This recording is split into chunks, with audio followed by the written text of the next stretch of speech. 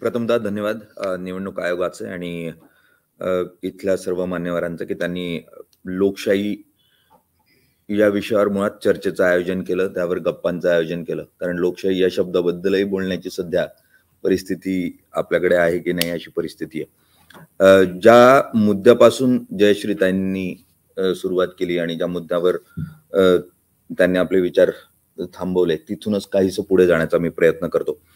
मुळात आपण कोणत्याही गप्पा असल्या की त्या खूप आदर्शवादी होतात आणि प्रत्येकाला समोरच्याकडून आदर्शवादी अशी भूमिका हवी असते, किंवा ती माध्यमांची भूमिका आदर्शवादी असावी, निवडणूक आयोगाची भूमिका आदर्शवादी असावी आणि आपण फक्त इतरांना आदर्शवादी कसं व्हावं या दृष्टीने सांगण्याचा प्रयत्न करत असतो.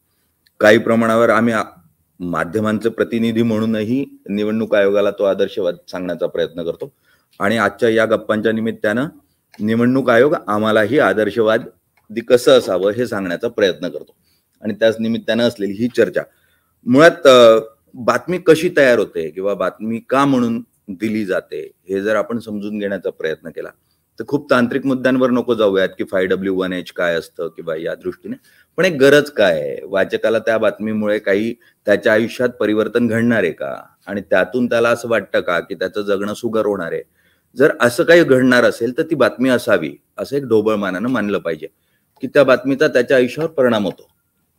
मग निवडणूक आयोग जे काम करतं त्याचा खरोखर परिणाम हा सर्वसामान्य नागरिक म्हणून किंवा आमचा वाचक प्रेक्षक म्हणून त्याच्या आयुष्यावर होतो का, तर असं ज्या वेळेला आम्ही अभ्यासण्याचा किंवा थोडंसं चाचपण्याचा प्रयत्न करतो त्यावेळेला आम्हाला जाणवतं की थेटपणे त्याच्या आयुष्यावर निवडणूक आयोगाचा खूप कोणताही परिणाम होत नाही आणि त्याचं आयुष्य हे बदलत किंवा सुकर होत नाही. मग ज्या गोष्टींना तुमच्या आयुष्यावर परिणाम होत नाही, इम्पॅक्ट होत नाही, अशा गोष्टीला बातमी म्हणून स्थान माध्यमांनी का द्यावं. ठीक आहे, त्यामुळे माध्यमांनी आपली भूमिका निश्चित करत असताना त्यांची भूमिका स्पष्ट आहे की माझ्या वाचकाला, माझ्या प्रेक्षकाला जे परिणाम करतं ते मी दिलं पाहिजे. त्यामुळे जर लोकशाही प्रक्रियेचा थेटपणे परिणाम त्यांच्यावर होणार असेल आणि ती लोकशाही प्रक्रिया राबवण्याचं काम निवडणूक आयोगाकडे असेल तर त्यांनी त्यांच्या प्रक्रियेचा थेटपणे त्या सर्वसामान्य नागरिकांवर होणारा परिणाम अगोदर अभ्यासला पाहिजे. जर तो अभ्यासला गेला तर निश्चितपणे माध्यमांनी ज्या स्वरूपाचं काम निवडणूक आयोगाकडून होतंय त्याला योग्य अशी जागा ही माध्यमामध्ये मिळू शकेल.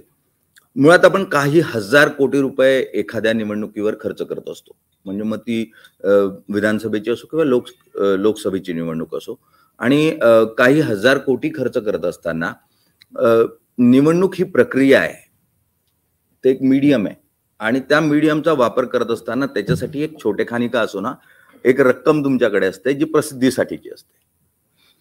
आणि तुम्ही कोणतीही गोष्ट ज्या वेळेला एक मॉडेल म्हणून करता, म्हणजे सीईओ असा शब्द वापरला गेला. खरंच मला खूप आनंद झाला तो सीईओ हा शब्द निवडणूक आयोगाच्या प्रमुखासाठी वापरला गेला. तो चीफ इलेक्शन ऑफिसर या अर्थानं असेल, पण सीईओ हा कोणत्याही यंत्रणेचा अत्यंत महत्वाचा भाग असतो.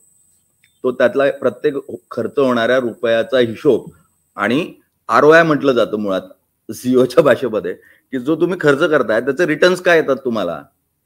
तर निवडणूक आयोग मुळात खर्च करत असलेला प्रत्येक रुपया आणि त्याचा परतावा याचा कधी अभ्यास करतं का. तुम्ही 4,000 कोटी रुपये जर खर्च करत असाल आणि त्यातले 2% इतकी रक्कम जर तुम्ही प्रसिद्धीवर खर्च करत असाल तर त्या प्रसिद्धीतून किती रिटर्न्स तुम्हाला मिळाले, त्याचा परिणाम काय साधला गेला त्या माहितीचा किंवा त्या प्रसिद्धीचा, याचा कधी अभ्यास होतो का, हेही गरजेचं आहे. त्यामुळे आपण फक्त आदर्शवादावर बोलतो, आपण प्रॅक्टिकल गोष्टींवर बोलत नाही आहोत की सध्याची परिस्थिती काय आहे की यांनी खूप चांगलं असावं, सगळं आदर्श असावं, ते होऊच शकत नाही, कोणत्याही प्रक्रियेत होऊ शकत नाही. मग जे आहे त्यातून आपण चांगलं काय साध्य करू शकतो तर ते आपण बघितलं पाहिजे. आणि मला वाटतं या दृष्टीनं जर चर्चा झाली तर ती आणखी लाभदायक ठरू शकेल, कारण 100% परिणाम साधताच येणार नाही, तो 2 किंवा 3% परिणाम जरी मिळाला तरी तो खूप मोठ्या प्रमाणावरचा परिणाम असेल. तर त्या दृष्टीने आपण प्रयत्न करूयात. मग जसं दीपकजी सुरुवातीला म्हटले, ऐकले, मी तिथे फोटो काढतो कारण मी तिथे उपस्थित असतो आणि माझी उपस्थिती आहे, माझं हा फोटो त्याचं मुळात द्योतक असतं. तर मुळात याला आपण सकारात्मक अर्थानं घेऊया की मग लोकशाही प्रक्रियेमध्ये ज्या समाज माध्यमाला आपण दोष देतोय त्या समाज माध्यमावर त्या नव्या पिढी, ती नवी पिढी जी 35च्या आतली आहे, मुळात ह्या 35च्या आतल्या पिढीला जर तुम्हाला आकर्षित करायचं असेल तर आपण समाज माध्यमाचा योग्य वापर करून घेऊ शकतो का? त्याचा मी मतदान केलं असं दाखवण्याचा प्रत्येकाचा जो उत्साह निवडणुकीच्या दिवशीचा असतो तो त्याच्या अगोदर निर्माण करण्याच्या दृष्टीने आपण काही प्रयत्न करू शकतो का? मग त्याला मी आज माझं नाव नोंदवलंय याचा जर त्याचा फोटो, त्याचा डीपी जो आपण म्हणतो डिस्प्ले पिक्चर, तर डिस्प्ले पिक्चर मध्ये तो रिफ्लेक्ट होऊ शकतो का? आणि तिथे खाली मी आज नोंदणी केली याचं त्याला प्राऊड फिलिंग येऊ शकतं का? तर मी मतदान करतो किंवा मी मतदार झालो याचं प्राऊड फिलिंग जोपर्यंत आपण त्या पिढीमध्ये आणत नाही तोपर्यंत आहे ना आपण त्याला त्याच्याकडे आकर्षित करू शकणार नाही. त्यामुळे फक्त आदर्शवादी लोकशाही भूमिका वर न चर्चा करता जिथून सुरुवात करायची तिथे योग्य पद्धतीने सुरुवात करूयात. जिथं पोहोचायचं तिथपर्यंत तर डेस्टिनेशन आपल्याला ठाऊक आहे. त्यामुळे अगोदर सुरुवातीच्या गोष्टींचा परिणाम साधणं हे खूप महत्वाचं आहे. त्या दृष्टीने थोडासा विचार जर येत्या काळामध्ये झाला तर त्यातच माध्यमाची भूमिका आहे. कारण शेवटी माध्यम म्हणून फक्त ते छापील माध्यम, दृकश्राव्य माध्यम आणि मग ते आता असलेलं इंटरनेट माध्यम हे सगळी माध्यमच आहेत. त्याला उगाच असे त्याचे टप्पे करण्यामध्ये काही अर्थ नाही. फक्त त्याची मीडियम बदललेली आहे, त्यांचे प्लॅटफॉर्म बदललेले आहेत. सगळ्यांची भूमिका सारखी आहे आणि मुळात त्याचा वापर आपण कसं करू शकतो याचा जर विचार झाला तर निश्चितपणे माध्यमांची भूमिका ही सकारात्मक पातळीवर निवडणूक आयोगाकडे वळलेली आपल्याला पाहायला मिळू शकते.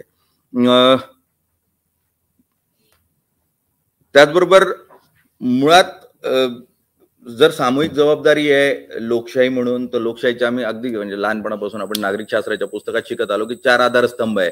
माध्यमही त्यातलं आहे. जे माध्यम कुठेही अधोरेखित नाही की माध्यम हा आधारस्तंभ आहे, पण माध्यम हा आधारस्तंभ आहे. पण मग माध्यम म्हणून आम्ही कुठे चुकलो तर आम्ही राजकीय व्यवस्थेबद्दलची विश्वासार्हता संपवून टाकली. कारण आम्ही राजकीय व्यवस्था ही बरबटलेली असते, तिला आचार विचार नसतो, अशा स्वरूपाचं चित्र तयार करण्यामध्ये आमच्या अनेक पिढ्यांनी माध्यम म्हणून कामं केली. त्यामुळे आम्ही राजकीय व्यवस्थेवरचा विश्वास संपवून टाकला. त्याचबरोबर मग आम्ही काय केलं तर प्रशासनिक व्यवस्थेवरचाही आम्ही विश्वास संपवला, कारण तीही बरबटलेली होती. त्यातला काही भाग बरबटलेला होता पण पूर्ण व्यवस्थेवरचा विश्वास संपत गेला. मग या दोघंही राजकीय व्यवस्थेने आणि प्रशासनिक व्यवस्थेने काय केलं तर माध्यमं कशी बरबटलेली आहे हे दाखवण्याचा प्रयत्न केला. मग त्यातून माध्यमांवरची विश्वासार्हताही सर्वसामान्य नागरिकातली संपली आणि उरली सुरली एकच स्तंभ तो न्यायव्यवस्थेचा. त्याच्यावरही प्रश्नचिन्ह हे आपण तिघं मिळून उपस्थित केलेलंच आहे. त्यामुळे मुळात आपण असलेल्या आधारस्तंभांना स्वतःच इतकं खिळखिळ करून टाकलंय, कारण आपण सकारात्मक काहीच बोलत नाही. आपल्याला प्रत्येक ठिकाणी फक्त वाईट दिसतंय आणि जोपर्यंत आपण या व्यवस्थेमध्ये चांगलं काही आहे हे मान्य करणार नाही तोपर्यंत लोकशाही नावाची व्यवस्था ही खऱ्या अर्थानं उभी राहू शकणार नाही. आणि त्यामुळे त्यासाठी म्हणून मग फक्त माध्यमांची भूमिका ही नकारात्मक आहे. ते TRP साठी करतात, ते वाचकासाठी करतात, ते जाहिरातीसाठी करतात, अशी भूमिका निवडणूक आयोगानेही ठेवू नये. आणि आम्ही माध्यम म्हणून पण तुमच्याकडे बघण्याची भूमिका जास्तीत जास्त सकारात्मक करण्याचा प्रयत्न करू. पण त्यासाठी जो माझा अत्यंत महत्वाचा आणि सुरुवातीचा मुद्दा होता की तुम्ही सर्वसामान्यांच्या आयुष्यात परिणाम करेल अशा स्वरूपाचं जर काही गोष्टी निर्माण केल्या तर निश्चितपणे आम्ही गरज म्हणून माझ्या वाचकाची, माझ्या प्रेक्षकाची गरज म्हणून तुमच्या बातम्या त्यांच्यापर्यंत पोहोचवण्याचा प्रयत्न करू. धन्यवाद. निलेश खरेंच्यासाठी प्रश्न आहे की तुम्ही आदर्श लोकशाहीवादी भूमिका घेणं शक्य नसतं असं म्हणाला होतात, तर आदर्श लोकशाहीवादी आणि बिगर आदर्श लोकशाहीवादी अशी काही वेगळी भूमिका असते का?